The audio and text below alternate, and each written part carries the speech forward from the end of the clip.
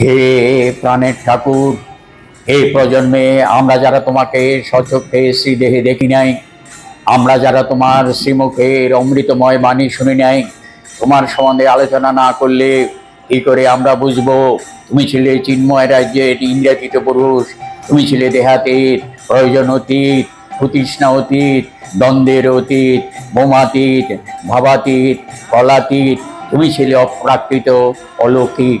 কি করে বুঝবো ভগবান শ্রীকৃষ্ণ আবার এই ধরাধামে আবির্ভূত হয়েছিলেন নাম মাহাত্ম্য প্রচারের জন্যে?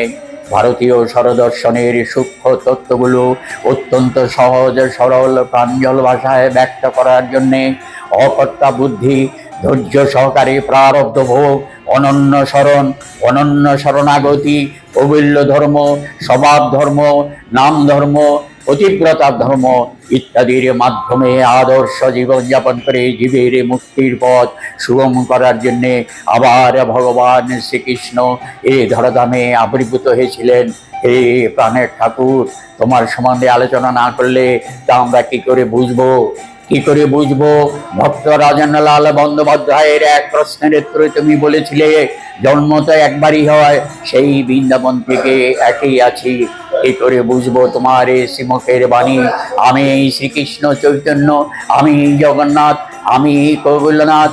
হে প্রাণের ঠাকুর, তোমার সম্বন্ধে আলোচনা না করলে কি করে আমরা বুঝবো সত্যনারায়ণ পাঁচালীর সেই বিখ্যাত দুটি লাইন, বিষ্ণু শর্মা বিষ্ণুপ্রিয়া সত্যনারায়ণ ভক্ত ভক্তি ভগবান তিন রূপন।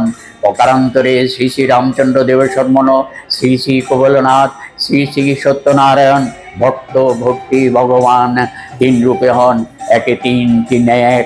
তুমি সেই রামচন্দ্র, তুমি সেই ত্রেতাতে রাম, কলিতে রাম ঠাকুর।